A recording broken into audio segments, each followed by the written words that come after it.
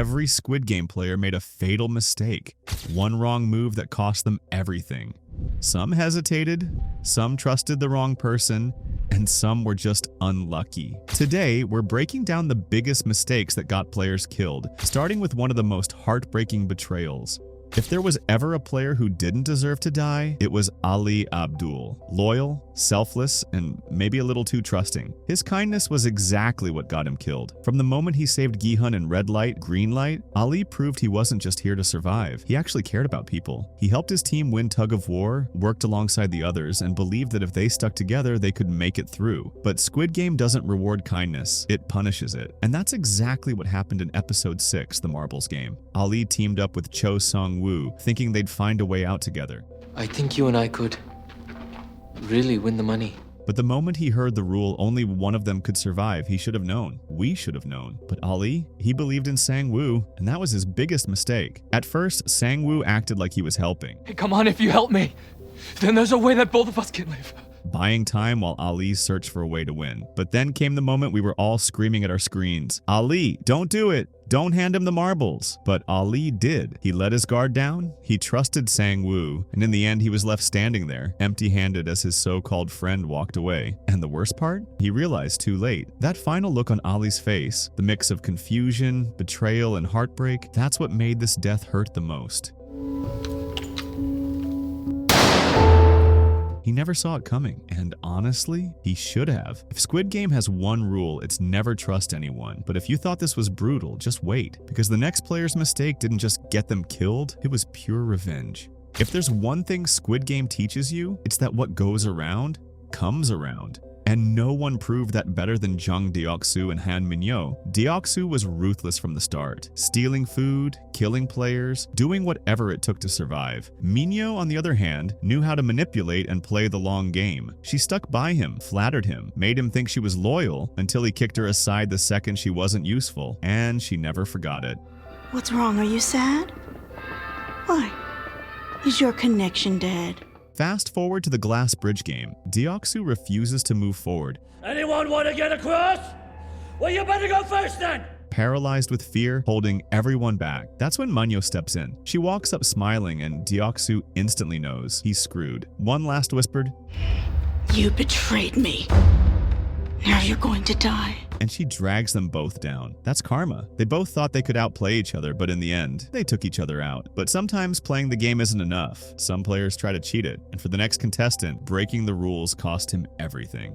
Player 111, Byung-gi, had a secret advantage, one no other contestant had. While everyone else was playing blind, he had inside information. The corrupt guards were secretly feeding him details about the upcoming games in exchange for his help, harvesting organs from dead players. Yeah, disgusting. But for a while it worked. He breezed through every round, never second-guessing a single decision. Other players struggled, but he always seemed to know exactly what to do. And the craziest part? No one even suspected him. If he had just kept his head down, he probably could have made it to the end. But then, the pressure got to him. Paranoid and exhausted, he snapped when the guards failed to give him the next game's details. In a fit of rage, he killed one of them and tried to flee. But he didn't get far. Cornered in the Sugar Honeycombs game hall, he was executed on the spot by the front man. His body, along with the traitorous guards, was later hung in the stairwell as a brutal warning. The game must always be fair. If there's one lesson here, it's that nobody is bigger than the game. Try to cheat it, it will cheat you back. But if you thought this was brutal, the next mistake is even worse.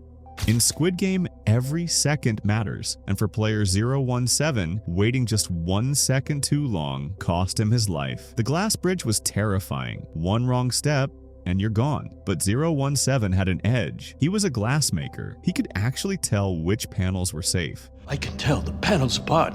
You can tell? I used to make glass for over 30 years.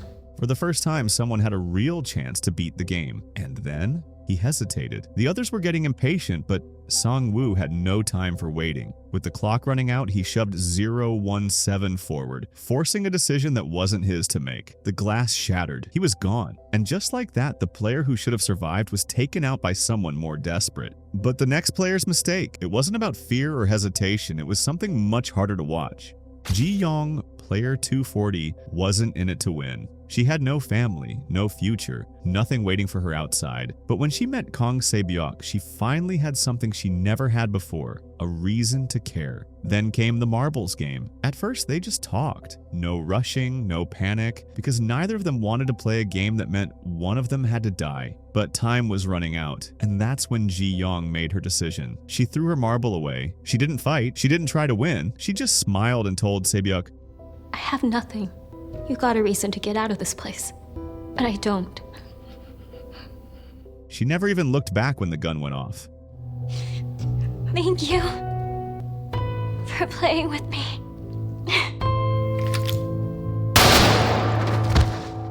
Ji-young's death was different. It wasn't forced on her, she made the choice. But the reality? She could have fought. She could have won, and that's what makes it so tragic. But the next player? He made his mistake long before the marbles even started. When the contestants were told to pick a partner for the marbles game, most assumed they'd be working with their partner. Player 069 chose his wife, and that choice sealed both their fates. The moment the rules were revealed that only one of them could survive, everything changed. What was supposed to be a team effort became a death sentence. We don't see most of their game, but we don't have to. The aftermath says everything. Player 069 won. His wife didn't, and the weight of that broke him. Back in the bedroom, he was desperate, trying to convince players to end the game. If 9 of us agree we can get out of here, don't any of you want to leave this horrible place? Anyone wants to go? Stand up, let's get out of here. No one listened, and that night, he took his own life. He made it further than her, but what was the point? He had nothing left. In the end, the guilt crushed him before the game ever could. Some mistakes in Squid Game kill you right away. Others make you live with it first. But the next player, she barely had time to realize her mistake before it was over. Kang Mi-na, player 196, was barely in the game before she was gone. She stepped onto the field for red light, green light, just like everyone else. She had no idea what was coming. Then a bee landed on her. That tiny, meaningless distraction? It cost her everything. She flinched. The doll turned. The shot fired. I just moved, didn't I? First player down. There wasn't even time to react. She didn't get tricked. She didn't hesitate. She just moved. And in Squid Game, one movement is all it takes. Some players suffer, some fight. Mi-na never even had a chance. But the next player, his mistake wasn't bad luck. It was blind loyalty. And in Squid Game, loyalty can be just as deadly. From the moment he entered the game, player 256, Gyeong-soo attached himself to the wrong people. He sided with Thanos, player 230, and his crew, a group that thrived on violence, intimidation, and chaos. And he followed them without question. At first it worked, but what Gyeong-soo never realized? In this game, no one is truly on your side. During the Mingle game, players had to form new teams. Gyeong-soo assumed he was safe. He'd been loyal, right? But when the time came, Thanos and the others abandoned him without a second thought. Just like that, he was out. He wasn't betrayed, he was discarded. Gyeong-soo's biggest mistake was believing loyalty mattered in a game where survival comes first. And by the time he realized it, it was already over. But some players don't just make mistakes, they create enemies. And for the next one, that turned out to be a fatal decision. From the moment he stepped into the game, Thanos, player 230, was a menace. Loud, reckless, and with no morals, he didn't just want to win, he wanted to dominate. He bullied weaker players, picked fights for fun, and made sure everyone knew his name. And for a while, it worked. But what he didn't realize was the more chaos he created, the more enemies he made. And no one hated him more than Lee Myung-gi, player 333. Their rivalry started before the games even began. Thanos had been a rapper, Myung-gi a crypto influencer. One bad investment ruined both of them, and Thanos never let it go. He blamed Myung-gi for his downfall, and inside the game, he made sure to make his life hell. He mocked him, humiliated him, attacked him during mealtime just because he could. And then came the fight. It started in the bathroom, just another one of Thanos' power moves, but this time, he picked the wrong person to mess with. 1 second, he was throwing punches. The next,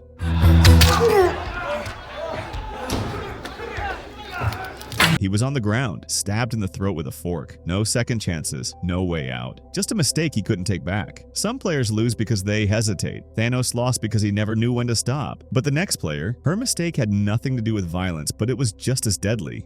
Player 095, Kim Young-mi had played the game carefully, forming a solid team with Cho Hyun-ju and a few others to increase her chances of survival. When the Mingle game began, she thought she was safe. Her group had 6 players and they ran toward a room together. Then everything fell apart. As they rushed inside, Young-mi was shoved to the ground in the chaos. Hyun-ju tried to pull her in, but Lee Myung-gi forced the door shut before time ran out. Young-mi was left staring through the hole in the door, helpless as her friends watched from the other side. And then the gunshot.